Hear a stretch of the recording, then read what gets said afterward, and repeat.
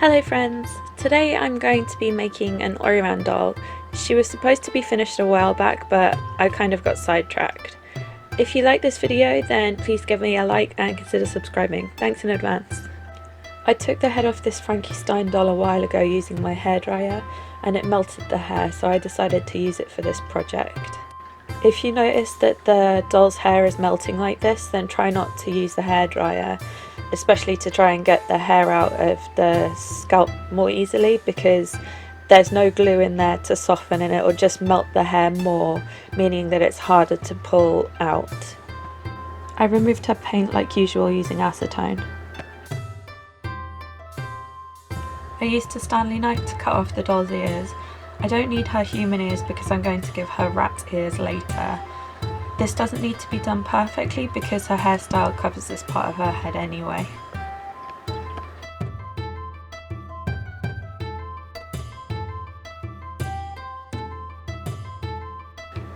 I used soft aluminium wire to make an armature for her ears, and then I fleshed out that armature using the polymer clay that I tend to use. I only used blue because I already had a packet open. I wanted to do a rat doll because we still use the Chinese zodiac here, but I wanted to make a Japanese themed doll because I'm more familiar with Japanese styles of clothing. I would like to make this a series, so I might make one next year, but from a different Asian traditional dress.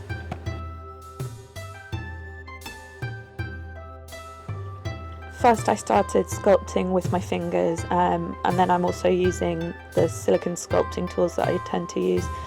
I've got a little bit of water in a fast food container lid, and I'm using that to blend as well.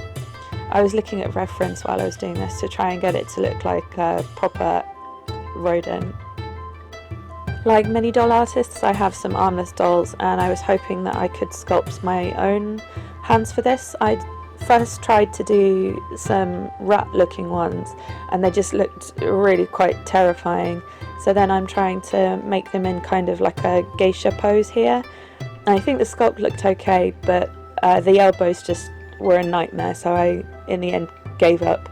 The same with the knees as well. I wanted her to be able to sit on her knees like a geisha or a Oiran would, but it was just a nightmare, so again I gave up. They were too wobbly, I just couldn't get them stiff enough to hold a pose. I gave up on this body in the end, and I used just a ghoulier body.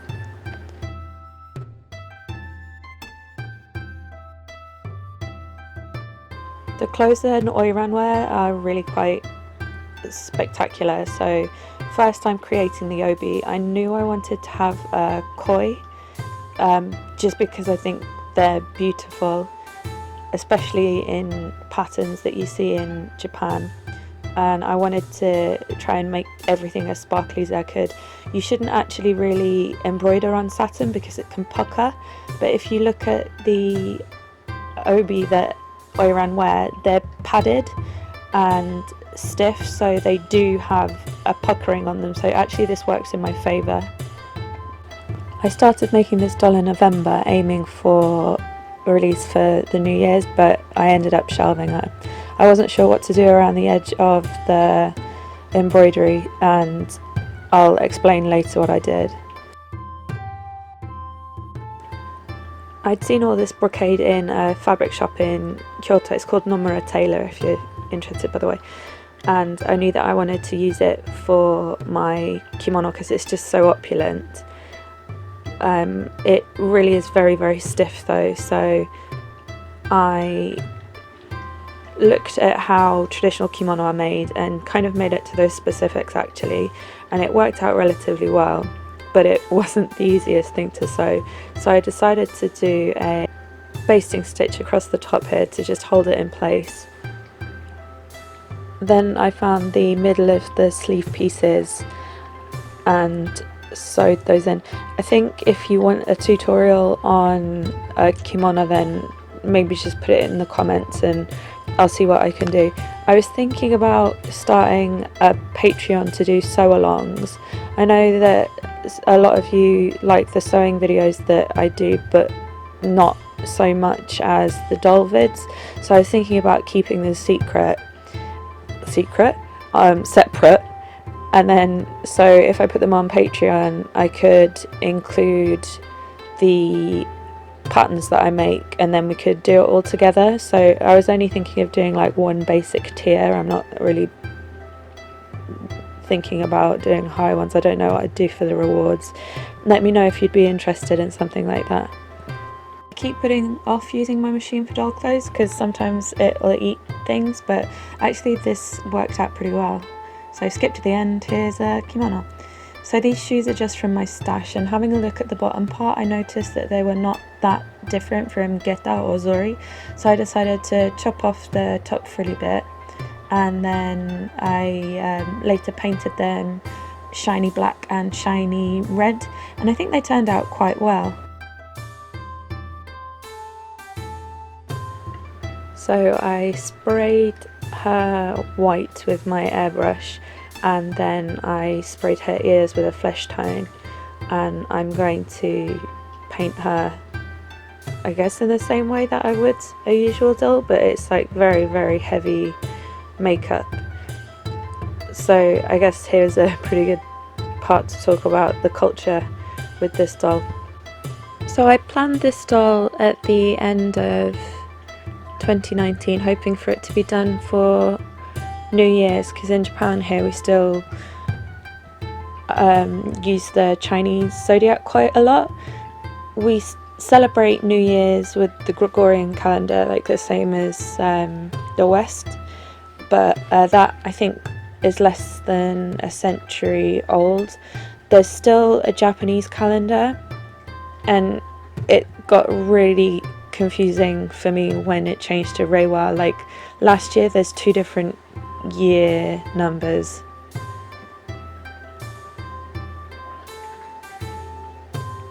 So she got shelved. She obviously wasn't finished for New Year's, but recently I kind of felt like working on her again, and I'm really glad that I got her finished in the end. So I decided to do an Oiran in particular because I think I used to be interested in geisha, but I feel like I've maxed out that interest. Like I've been able to hang out with geisha and do like parties with them and stuff, which is really awesome, and seeing them just wandering around or dancing or whatever is really fun, but Oiran yet more mysterious than geisha. So Oiran preceded geisha by maybe 100 years. Like they came into popularity in the early Edo period, so between 1600 and 1868 I think. And so they were like high class prostitutes. So prostitution at the time was legal in Japan, but it was only allowed in certain areas. So usually the prostitutes would like sit in, like I've heard it said like behind bars, which sounds really weird. They're not metal bars, they're like wooden bars, and it's not like prison style like you'd think. There are some pictures online if you wanted to have a look, but yeah, Oiran didn't have to do that. They could only be contacted by a prospective client through a tea house. So if you know anything about geisha, you'll have heard of tea houses before. They're kind of like the intermediary between, at the time, Oiran and now geisha and their customers. And I know for geisha you need to have an introduction to be able to use them at all. So Oiran, if you wanted to be her client, then you had to have 3 meetings with her. So the first meeting, you'd be together, but she wouldn't interact with you in any way. So she wouldn't talk to you, she wouldn't eat, she wouldn't drink, she'd just sit there and observe. And then the second meeting, she'd be a bit closer, and then the third meeting, if you got that far, you'd be in a room with the Oiran, and you'd have to hand her an envelope of money, and she could choose whether to take that person on as a client or not, so she got final say.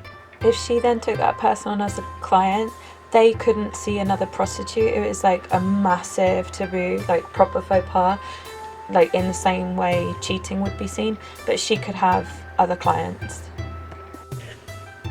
I've heard them called courtesans, but I think that's slightly different. Like, from what I understand, Oiran were kind of property. Like, geisha had a lot more freedom, they could come and go as they pleased, but Oiran couldn't at all. I'm not really sure about this, and I wanted to do a bit more research but couldn't really find anything. At least in English it's hard to find a lot about Oiran, and my Japanese is not nearly good enough to do that kind of research. In terms of property, I think it was more like indentured servitude. So like a geisha will join the house, and then like the house will pay for all of her bills, and then she kind of has to pay them back. Like the bills would be for classes and for like kimono or whatever, but an Oiran never would. She'd always like be part of the house, not like physically, but she just had no freedom.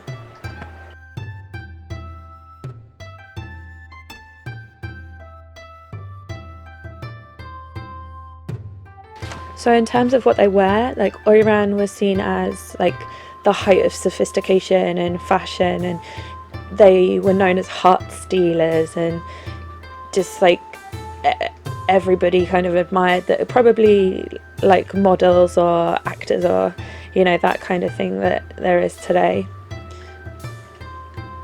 So there aren't really Oiran around anymore. Like they declined massively. So Oiran were prostitutes. Geisha never have been prostitutes, and prostitution was made illegal in 1957 in Japan.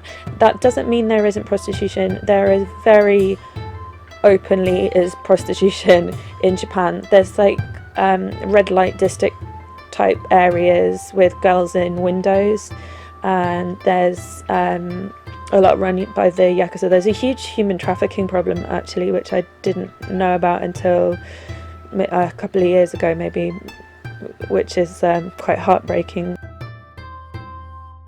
So Oiran and geisha kind of switched places. So like Oiran were massively popular, and then when geisha came in, like when they started to exist, they kind of took Oiran's place a little bit. So because it was so hard to interact with an Oiran, they kind of fell out of fashion a little bit. Geisha started to exist as like an entertainer. So both Oiran and geisha are trained in like traditional art. So I think you always hear about like flower arranging and stuff like that. But there's also dance and singing, and then shamisen and shakuhachi, and then playing games and stuff, and just conversation generally. But there were laws to stop geisha from dressing extravagantly to make sure that they didn't compete with the Oiran. So Oiran are very, very opulent in the way that they dress, and geisha were seen as much more elegant because they were much simpler. I mean, if you look at geisha now, not looking at a maiko, if you look at a fully fledged geisha, she is a lot simpler than an Oiran. Her hair still has those 3 big quiff things in a bun, but it doesn't have the big circle things. Maiko does still look quite spangly. She wears a lot more hair accessories. Sorry, and Maiko is a apprentice, so about 15 years old to, I want to say 18 or 19. So geisha just were seen as more worldly and approachable, and then once prostitution was illegalized, they just kind of fell out of favor. There are some real photos of Oiran. They're black and white, and some of them have been colorized, and they're really quite beautiful. They're just incredible pieces of history, you know.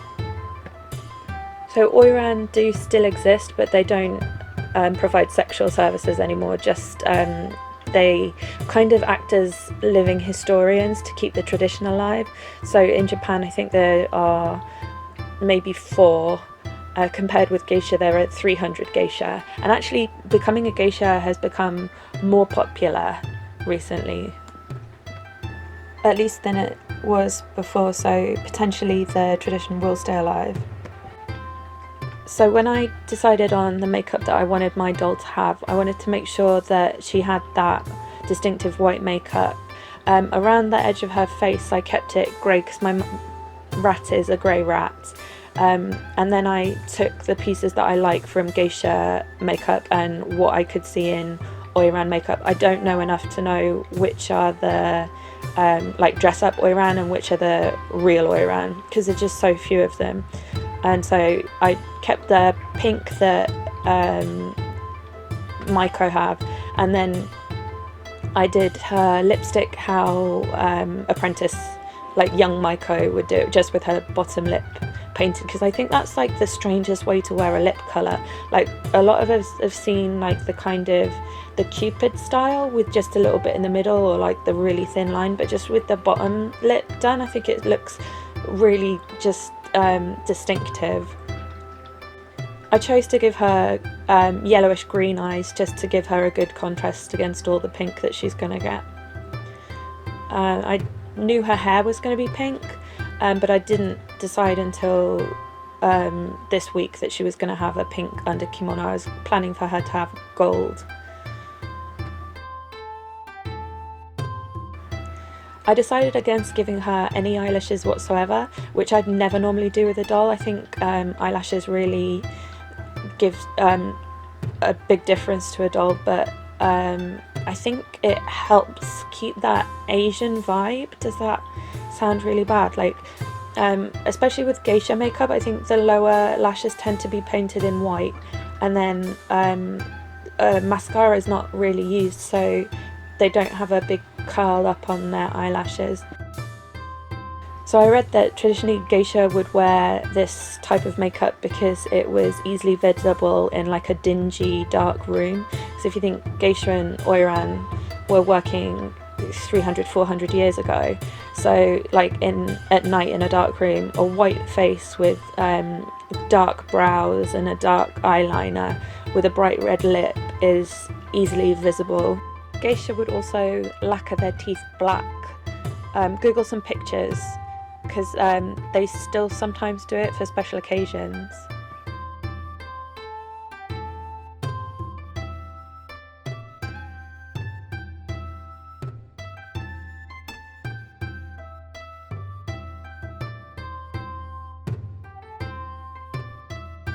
I actually did this face up quite a long time ago, and I think I've made improvements since I did her. I think I did her at the very most recent December, so that's 3 months, and I've done maybe 3 more face ups since then. I feel like every face up I do make a big improvement, which I'm really happy with. But so looking back on this doll, I think potentially I could have got a cleaner look.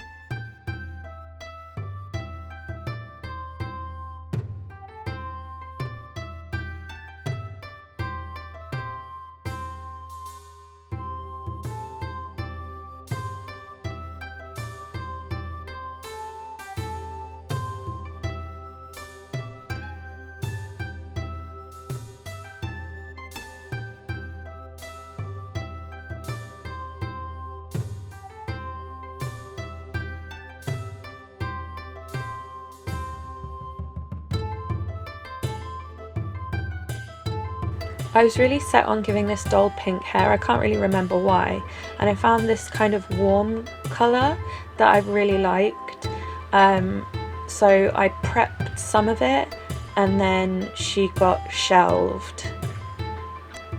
When I came back to the doll this week, I couldn't find my pet brush anywhere, so I couldn't brush out any more hair. So this warm pink that I'm using, I literally had one coat hanger's worth, but I found some pink but a cooler tone that I'd prepped when I first started doll customs, and I decided to use them together, and I think they actually gave a really good look in the end. I made the wefts using hot glue rather than PVA glue. The whole thing is just so much faster. I know that Pop Atelier and Hexion do this. I think when they glue they use a wig cap, but because I put these ears on it was going to be a pain to use a wig cap, so I just decided to glue straight onto her head. To make the semicircle things at the back of her hair, I used steel wire that's pretty stiff and sandwiched it between pieces of cardboard using hot glue. I then painted it pink just in case any of the cardboard showed through, but actually the hair was so thick it wasn't a problem. This hair is like perfect with yarn, just because it has a good volume and it's pretty stiff.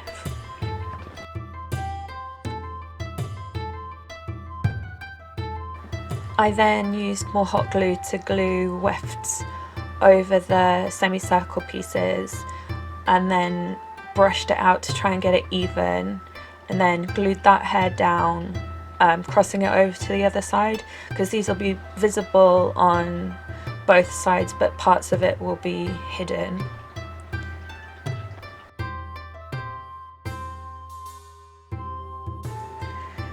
I then styled the hair that was attached to the doll's head, and then I had to use my Dremel to make holes for the steel wire. The Dremel actually got tangled in the wall quite a few times. I had to be really careful, which kind of surprised me.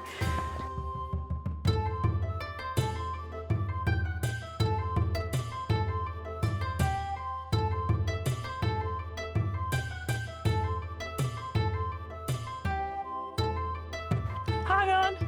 There you go. Hat. Hi. This is Teddy Boo Boo!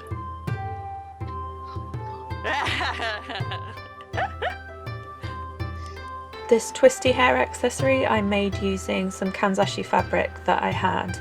The orange part I just coloured with a Prismacolor, and then I sewed them in that twisted pattern.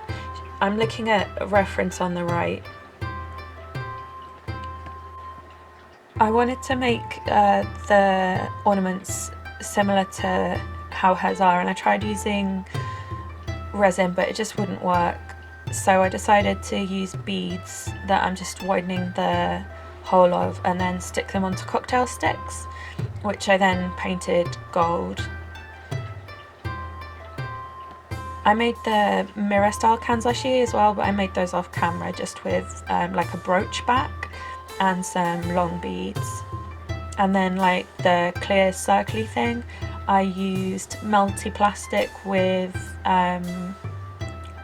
gold mica powder mixed in. I just used glue to stick her hair ornaments in the end. I actually added fewer than she would really have if she was a real Oiran. This knot is all just glued together at the back. I had no idea how to make it properly. Like the very edge of the face is left unpainted, the back of the neck is left unpainted on an Oiran. It's supposed to be sensual at the back of the neck at least, and at the face it's to make it look mask-like. So I drew this guide and then just painted the edges, masked it off, and then used my airbrush to airbrush her chest and feet white. Oiran didn't wear tabby socks, apparently having bare feet with sandals is sexy.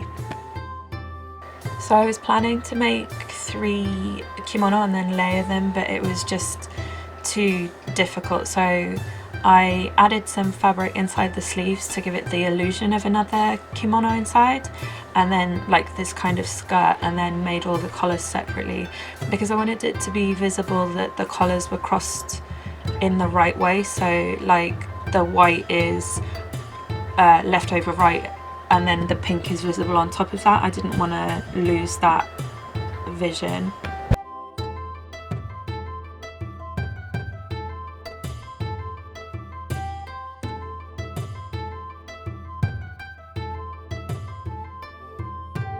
I don't usually sew dolls into clothes, but because I want the back of her neck to be visible, I need to.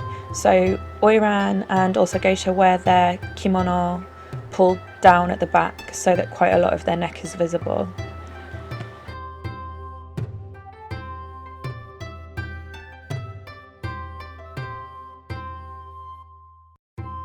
I decided to add some cherry blossoms around the fish on the obi tie, and I added some beads as well.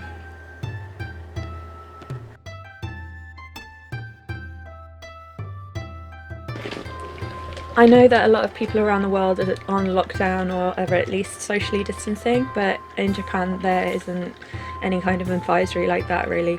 So I was able to go to Kyoto and spend a day wandering and taking photos.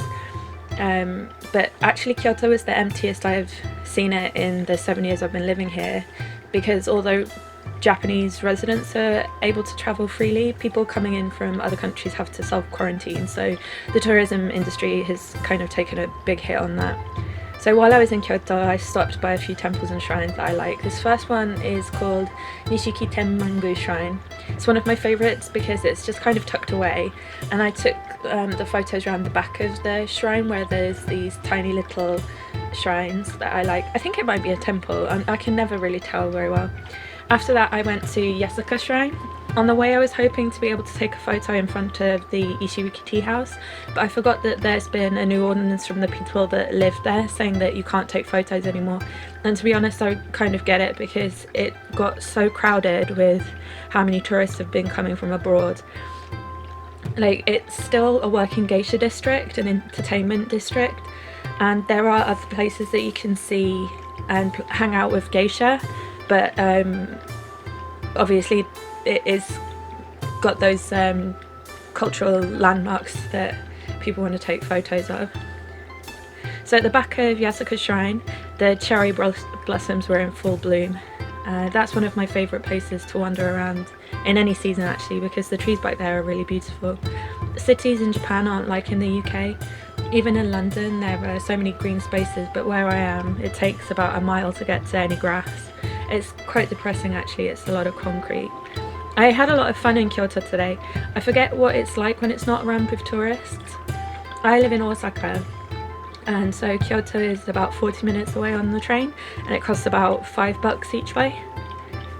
So Osaka is pretty modern and it's grey and concrete and glass, and then Kyoto has all the shrines and temples, and there are quite a lot of trees to be fair.